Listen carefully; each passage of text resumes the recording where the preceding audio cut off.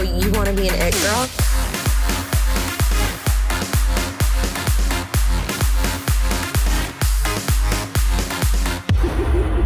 Well, welcome, Bianca. So excited to have you here.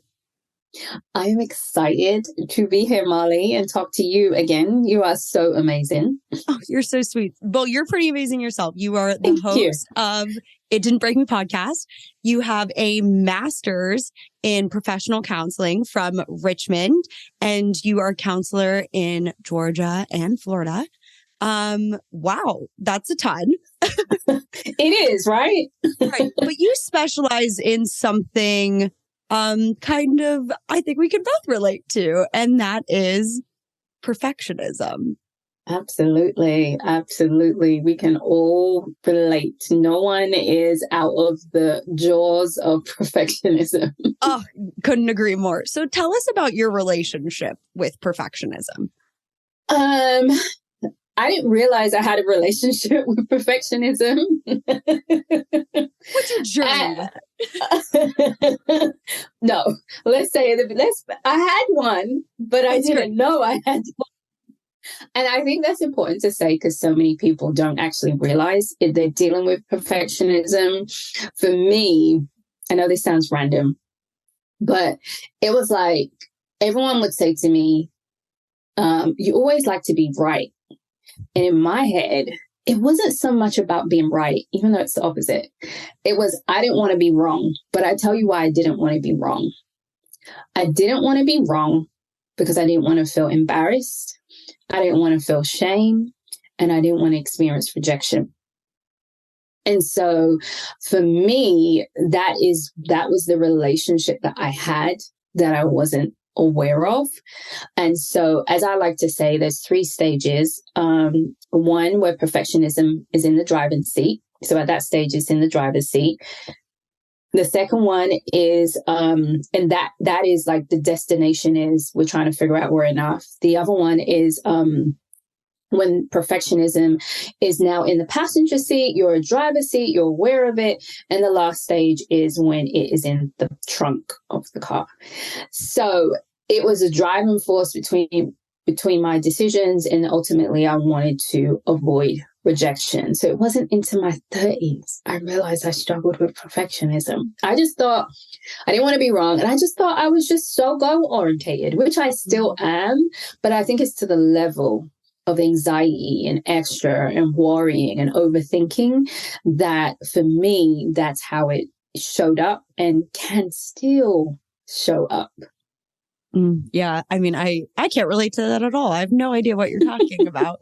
Yeah, it's so interesting because I do think a huge part of what we can focus on today is that perfectionism can look very high achieving, very successful people are perfectionists, and we give that like a gold stamp of approval, and there's really so much going on behind the scenes. Yeah. I think it's the thing with perfectionism is, I define it as a consistent and exhausting cycle of trying to be enough. Mm-hmm. And it's like that driving force of, I don't feel like I'm enough, so I've got to do all these things to make me feel like I'm enough, which then can lead into high achieving, being successful. And you keep, all you're ever focused on is this goal, but you never ever feel that sense of enough because you're focusing your enoughness and your worth on your performance, on these outcomes, right? And not realizing it's something internal. And so that's why we don't really realize, we just think we're just trying to be high achievement, but what is the driving force behind that? When you reach the goal, do you even like celebrate yourself? Do you feel okay, or are you on to the next goal, right? And for those people who are going to argue with me, I just want to say something. Yes. There is a difference between achieving, right, and having goals, which a lot of people ask me, well, I want to do my best, or I want to be excellent. The difference is you allow room for mistakes. Perfectionism doesn't allow room for mistakes. It doesn't allow room for failures. It doesn't even consider that that's part of life. And I think that's the difference that people have to understand. Are you constantly beating yourself up and overthinking when you mess up and you make a mistake? Or are you able to redirect and accept this is part of life? And I think that's the subtle difference. Yeah. And when that's the space, and not usually because you didn't account for it's going to go wrong in any ways. I think that leads to tears and upset and extreme emotion because you didn't account for there was one road that was the only road. Nothing else is going to keep me off the road. And then when you have that, it's like, oh, that is exactly. Yes. That's exactly it. Yes. So tell us about when this kind of became a focus for your practice. In your ebook, you mentioned how you actually originally wanted to work with men. Oh, by the way, you have this amazing ebook. It's called It's Okay to Be Imperfect. But yeah, I'm so curious about that. I love telling this story because so I worked with a lot of women. I'm a woman. I worked with a lot of women in I worked with women who had been sex trafficked. I'd done a lot of Bible studies. I was part of a ministry group that was with women, and then we helped women. So I worked with a lot of women. So in my first career, I was in travel. Travel is majority women. So I work with a lot of women. And I also realized, especially when I was working with the women who were sex trafficked, is that where were the men? Like, I'm sure there were men that were sex trafficked. I'm sure there's men that go through stuff. So let me do something different.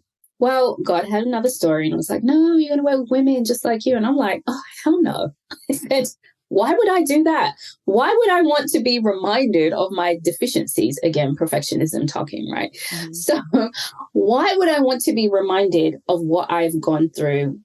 And why would I want to do that? So I had a mini tantrum and I was like, I'm not doing that. I'm not. Why would I do that? So maybe a day or two later, I finally came around. And I was like, well, okay, let me try. Let me see. Because the truth was, the people that came into my office, the ones I got most excited about were the ones struggling with perfectionism. Mm. And here we are. And best thing I ever did. Oh. Best thing. I don't regret it. Don't regret it at all.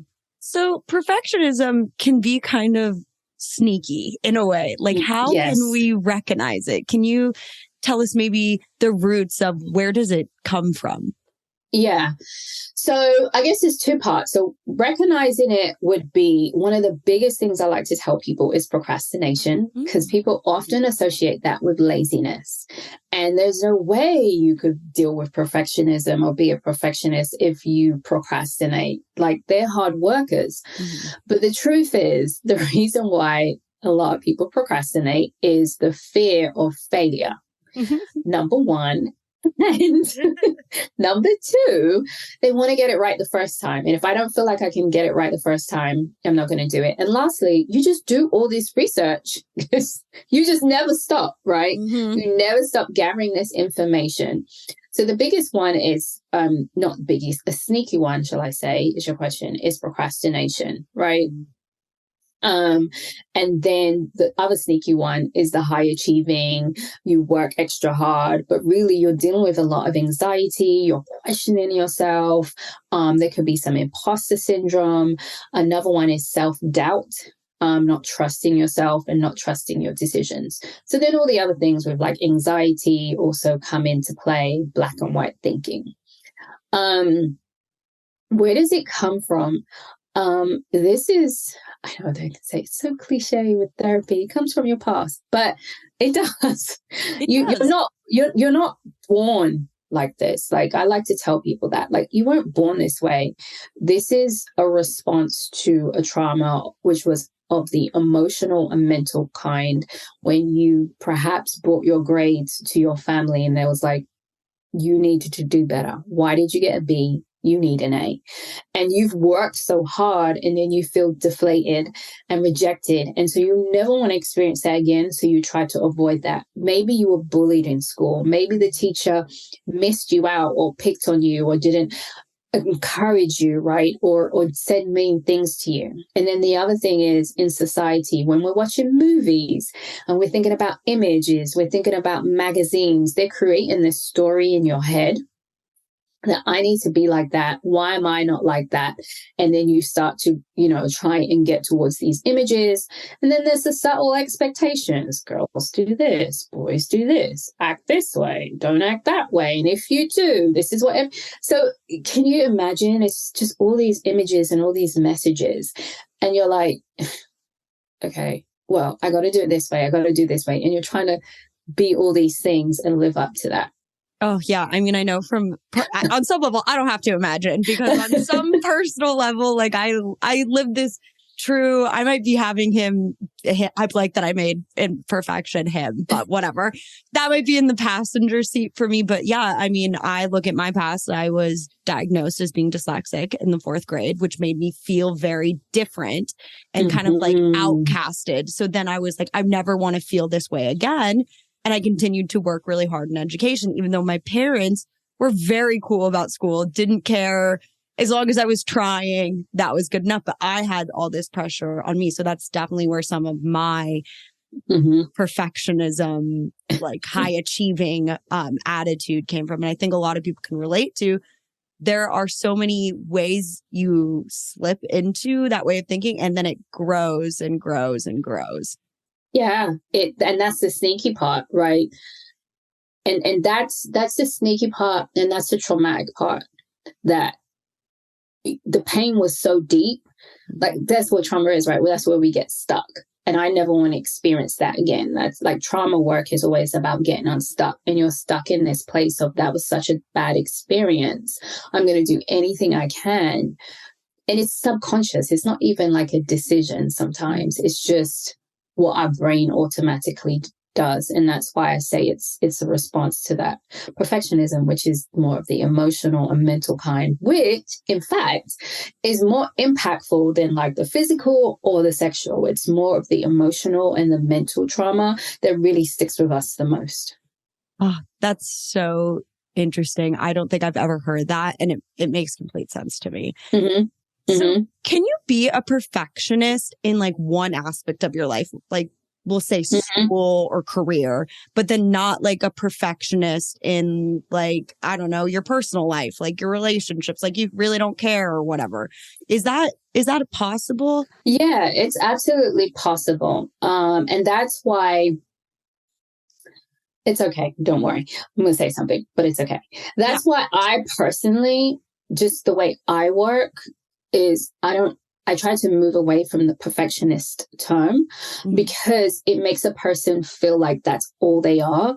And it's a lot of identity work with perfectionism, and that's all they are. And they're just this person all the time, where perfectionism is which is a behavior, and it's a way of thinking. And I might think this way when it comes to my parenting, but I couldn't care less when it comes to my household or running a business. So absolutely, it can happen in different areas of our lives. I like to say it happens on a continuum, and it might be more intense in one area and not as intense in another. So I think that's the other reason why some people are like, well, I'm not a perfectionist because I don't always want to be perfect, which is true.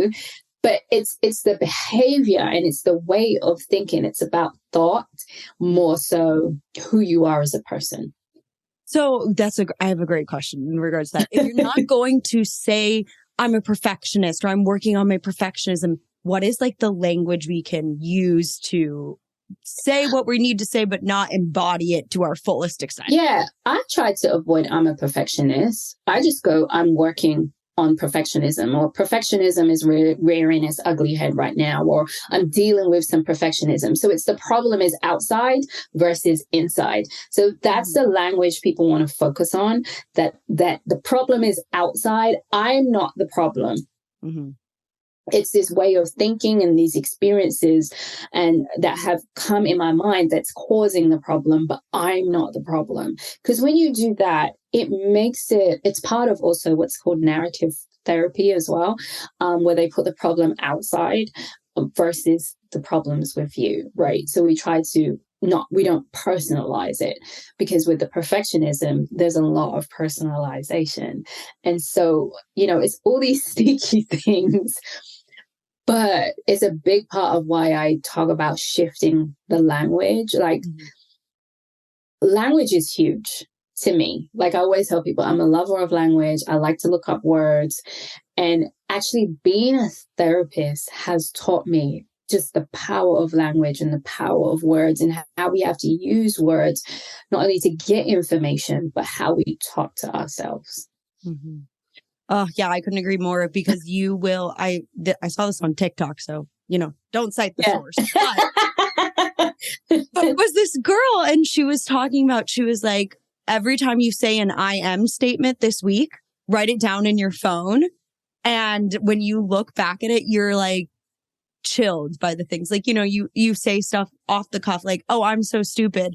Like, you misplaced something. You're not stupid. You just couldn't find it in that moment. And we take so much of those and put our identity on them. And so we do have to be very, very careful with language. I think not taking ownership of things like, I am a perfectionist. That's taking so much ownership, putting internally. So it sounds like, let's avoid I am statements and put it on, I'm working with. I'm having this, not I am labeled as this. Yeah. It makes a huge difference. There was this, it's funny you talk about writing that down. Ugh, probably needs to do that for myself. It's a great exercise. And then there's a big part of what I talk about. Like, when people say, all right, how do you overcome this? The first thing I always say is, it's awareness. It's not even fixing, because that's the first thing. People with perfectionism want to fix it, which I get. You want to reach a goal, but you have to become aware of your behaviors, aware of how you talk to yourself, aware of why do you do the things you do, and what are you trying to obtain. And I remember this video, which is still on YouTube, and these two girls wrote down things they said about each other, themselves. Then they had to say it to each other, like they were talking to their friend. They were in tears. They said it out loud. It was, oh my God, I was in tears. If I can find it, I'll send it to you so you can put it in your show notes. Yeah. And every time I watch it, I've seen it, like, I still cry, because I'm like, oh my God, it's just hearing how you talk to yourself out loud. It shifts. It's a game changer. So that's the awareness piece. And so we're kind of discussing a little bit about how it may be for the person dealing with it, but how does this impact your relationship with somebody out, like your friend or your parent or partner or whatnot? What does that look like for them? It depends. So on one spectrum, if you're like me, you'll have a super clean house, right? And you'll be very grateful for that. And you'll have a clean house. If they're high achieving, they're always on the go, they're goal oriented, and you'll love that. The piece that comes to place, which I have done tremendous work on. My sister might disagree. One of my sisters might disagree, but we'll see. And that is in the house, like, everything had to be in order, and you couldn't put anything down. Like, why are you putting the cup down? Like, put that in the dishwasher, or don't leave dishes in the sink. Like, and it's like the wash. It was just like, this has to be clean, and everything had its place. And when it doesn't have the place, I would get frustrated. I would get anxious, and so I think that that's the expectation, that things are meant to look a certain way and be a certain way. And so as a result, you become very critical of that person you are in a relationship with, because they are not doing the things the way you think they need to be done, because you only feel like there's one way. So I think that is the biggest piece, is being critical and judgmental of the other person. And then you also might see that person dealing with a lot of anxiety and their insecurities, and you may feel very uncomfortable. So that's, another thing to also deal with. Yeah, that's so interesting you say that, because I think a lot about that with acting.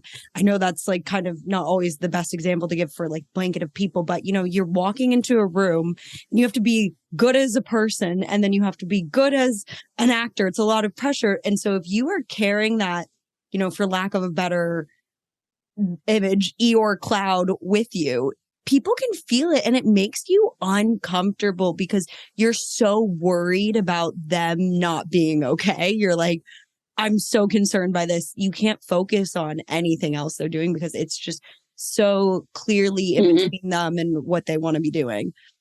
Yeah. Yeah. And it's hard to listen to them and be around them. And it can be exhausting. I deal with it. We have my friends and then my other friends. And you're like, this is too much. You need to chill out. Like, I don't want to touch that. Like, oh yeah. my God. Yeah. So we'd be so remiss if we didn't talk about social media and how that affects some of this, I'm not good enough, perfectionism. Like, how does this feeling impact people's relationship with social media? So it's going back to the comparison and not feeling like you're enough, right? So, for example, let's just take me for example. Stunning. So, we're going to use my social media account. And I, follow other therapists who are great, by the way. Problem. And then I got like 3,000 followers or something. And then I follow someone who's a friend of mine. I'm like, they got 5. Oh my God, they creeped up to 10. Oh my God, how did they do that? What am I not doing? And it's like, that has nothing to do with whether I'm a good therapist or not. It has nothing to do with it, right? Or if I'm having a bad day and I don't feel very secure, and then I jump on social media and I see someone looking cute or saying all the things, and I'm like, oh my God, I wish I could say that. Oh my God, why can't I look like that? Oh my God, why can't my post look like that? Oh, why can't my life look like that? So it's going back to this comparison, right? Number one. And number two, this sense of who I am is not enough and there's some lack. And so when I'm looking at social media, it's feeding into this sense of I'm not enough. Yeah. I mean, it's right. It's set up right there. They give literally a metric for you to compare yourself to others. So it just plays into already the insecurity. So you kind of have to set yourself up to be in a safe place. It's so interesting because we know social media is going nowhere. The only thing is we can learn how to like have some armor towards it and recognize these things don't matter. Yeah. And I have breaks. Like, I'm not joking. Like this, this perfectionism can creep up. I have breaks off of social media. Like, I'm doing this Reels challenge. I don't know when this come out, and I did it and I was like, oh my God, this is too much. Because I actually come off of social media on the weekends, and only Instagram is on my phone. I don't do TikTok. Not addicted to TikTok, thankfully, and Facebook is just on my laptop. So I only have Instagram, and I delete it Friday, and it'll be back on Monday. And that is just for my own personal sanity. And going back to the metrics of social media, you got all these likes and numbers and shares and whatever, right? But there is no metric to measure if you're enough. Because the truth is, you're already enough. You are the perfect version of you that could ever be possible. You just have to see that. It feels so attainable and yet so far away. Like, let's dive into this idea of how do we get to that point of believing you are enough? So it's going back to that awareness piece, right? So one of the exercises I like to do is when we feel like we're not enough, we feel like we have nothing, we don't feel like there's anything good about us, right? And the tendency is to measure the outcomes and our goals, right? So what I like to do is I'll be like, all right, take a goal that you had and you halfway achieved it or quarter of the way achieved it, right? And I like to take those ones because most people are like, I don't want to do that one. If you want to do one that you've achieved, that's totally fine. It still works. You're going to come up with the same answer, so it doesn't make a difference. And then, so say, for example, what's a halfway goal you've had, Marley? Probably being a professional actor. Like, I'm doing all the things, but I haven't achieved it. Yeah. All right, cool. Perfect example. What have been and what are the characteristics you have needed to get you started? Well, putting myself out there, confidence, and I mean, there's training for sure, business, understanding, relationships. Yeah. But so you're good at building relationships. You're good at taking risks. Better at that part. I should be better. I'm building that part. But the biggest thing that stopped me for the longest time and still ebbs and flows is definitely the confidence of it. But you've started. Yes, for sure. And you had to have confidence to start. You have to have confidence to talk to people. You have to have confidence to go in the room. You have to believe in yourself that it's possible, right? And you have this drive and you have a drive and you have a desire. Yeah. Those don't go away from you. And that is what makes you you. And that is why I do that exercise to break down all the skills and characteristics you need to try to achieve this goal or goals you have achieved. And you'll realize, wait a minute, I do have this stuff. Wait a minute, I can see myself. Wait a minute, I do have a drive. I do have confidence. Okay, yeah, I am not a full actor, but I still have confidence. Right.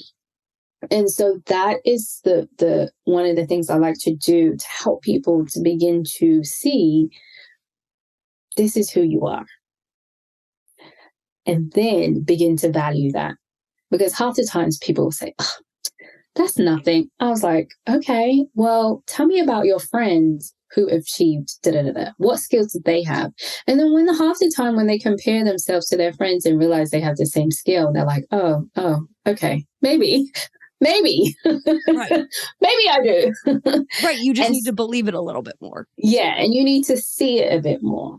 You're just focused on the goals and performance and you believe that's your worth, but you're missing all these things that have got you to where you are today and continue to take you through every single day. Right. And like once you get grounded in that feeling, it starts to really, like the evidence, I think this, you mentioned this in the book, the evidence becomes clearer to you that you are putting in the things. And then there starts to relinquish this idea of doubt. It's like, oh no, I'm doing the things and the way is there. So it makes you feel very, very self-proud. I don't have the better language for that, but like you really realize the amount of that is in your package and that you can show the world. And it also shows off in like self-confidence, self-worth, because once you realize you actually have those things, everyone else starts to see you have those things too. Yeah, exactly. Because the idea is that we're trying to get to perfection, right? And so we're often focused on the 20% that's wrong with us versus the 8% that's just simply amazing. And do you think that the 80%, like that is just amazing when people lean into that 80% more, that like kind of like changes their vibration? Like if you're just like, yeah, my 80%, on some days it might be 81, like just like resonates and people see it. Yeah, absolutely. Absolutely. You have this new sense of self. You feel more relieved. You feel more confident. You're like, oh my gosh, how did I miss this? Yeah. So one of the things that I think can get in people's way of getting to believing in their 80%, I mean, speaking completely from my own experience here, is dealing with negative self-talk. And we talked a little bit about like I am statements and how to, put the issue outside of yourself, not into yourself. But in the book, you also mentioned that things are very ingrained and very subconscious. Like, what are your tips for dealing with that? So many different ways, but one of the ways, still going back to awareness, is becoming aware of how you talk to yourself. Like, I love the exercise that, even though it's TikTok, it's great, works, right? When you're writing down every way that you talk to yourself. And so a couple of ways I do that is I say, would you talk to a child this way? If you're a parent, would you talk to your child this way? If you have nieces, nephews, would you talk to them that way? Would you talk to your younger self this way? 9 times out of 10, people are like, oh my gosh, I would never say this to my child or to a child. Oh my gosh, I couldn't say that to my younger version of myself, right? And so then it's challenging. Well, what is the purpose of saying that to you? What are you trying to achieve by being critical of yourself? And is it working? And 9 times out of 10, no, it's not working, because it's creating more shame. It's creating more disconnect. It also leads to us starting to seek approval from other people because we've shamed ourselves and criticized. Then we seek other people to validate what we've done and criticize ourselves. And so it's challenging, going back to challenging how we becoming aware, and then challenging how we speak to ourselves and seeing what is the purpose of this? Where is this taking us? And then coming up with the kindness and changing how we speak. I think it's so important to change how we speak, because I think the only reason we do that sometimes, again, speaking from my own experience, if I was to guess, is that it keeps us safe by talking to ourselves that way. I'm like, oh, I'm just not good at that. Or those things just don't happen to me. I'm keeping myself very like in the same place at the same time. I'm not growing, or my life's not changing or whatnot. So by giving myself that allowance, I'm keeping myself safe of talking to myself that way. But, and I label them as they're so subconscious, and it's so that they're so ingrained to me. There's nothing to change. And it's like, no, like you said at the very beginning of this podcast, you weren't born that way. You picked it up. So it's like we can undo that, and like watch what we say is even so ingrained for ourselves. I'm curious about that safety. Go for it. You mentioned. Well, can you tell me a bit more for you, like why it keeps you safe? Sure. I mean, I can give an example that honestly I don't think I do as much anymore, but I did do at one point. If you're my acting agent, please don't listen to this part. I would kind of not go all in on an audition. I would do good, but I wouldn't give it my all. I wouldn't 100% commit, because then when I didn't book it, it was going to be, oh, I didn't try that hard. It's fine. Got it. I didn't try that hard. It's okay.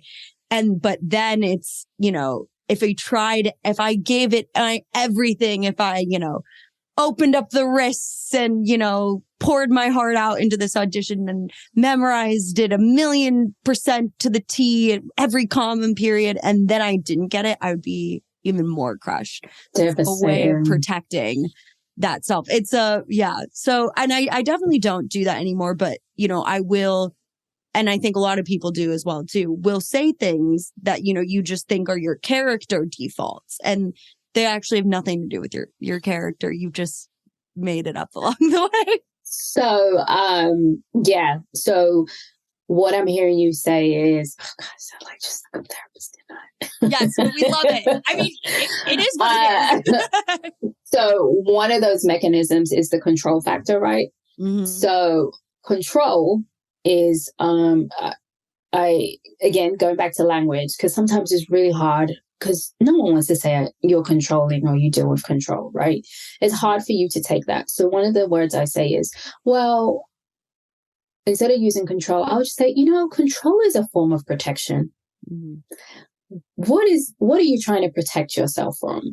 And so you went up and straight up used the word, keep myself safe and protect myself. And so what you did is you controlled how you were in those additions to control how you would feel if you did not get that, right? So you're trying to control not feeling the rejection, right? So I'll just change that is the reason why you went in there that way, like you said, to keep yourself safe and protect yourself from this deep sense of rejection. Right.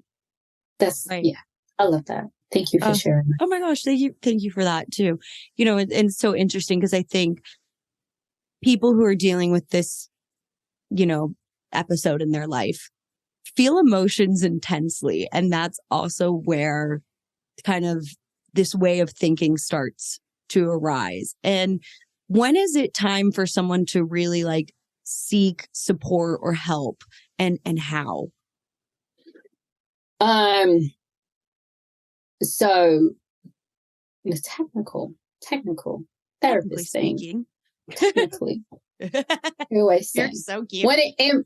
When it impacts your sense of daily functioning at work and at home, in your relationships, parenting, money, those kind of things, right? That's just the biggest telltale sign. So you're arguing in your relationships, you're not connecting in your relationships, you're not connecting to your kids, you're working super late, or you're not focusing at work, right? At home, things are slipping by. Some other ones, your anxiety, you notice your anxiety is increasing. You're noticing your alcohol intake is increasing. I like to think about you're halfway through the day and you're like, oh my God, I can't wait to have a drink. That's a telltale sign that you're stressed out and anxiety is creeping up, and you already think about mechanisms to calm down the anxiety. This is not a judgment. This is just truly, people are making comments. Asking you, are you okay? I notice some things are different about you. So listening to those comments versus, I know it's hard because you're trying to be perfect, and to hear that, you're like, oh my God is not up. Oh my God. And you can get defensive. And so and then just personally, you notice that you're overthinking and you're worrying about things, and things you just can't seem to get it right. And you just know inside something is wrong with you. I would say it's time to get some support. And even if you saw someone with anxiety, you can look for someone with perfectionism, someone who deals with imposter syndrome, those kind of things, identity work, those types of areas can help you. But those are some of the signs. You're shopping a lot. You're spending a lot of money because it makes you feel better, Right. Those are all the signs. You're doing the most. You're doing the most. You're trying to run a business and do all the things, and you're just exhausted, and you're falling asleep on the couch instead of your bed. So just, again, your daily functioning and the way you function is changing and is off, and you feel off with inside you. And the truth is, Mm-hmm. Bianca, can you please tell us about your amazing resources you have, and as well where people can find you? Oh, thank you. So my website, authenticallybeyou, has everything.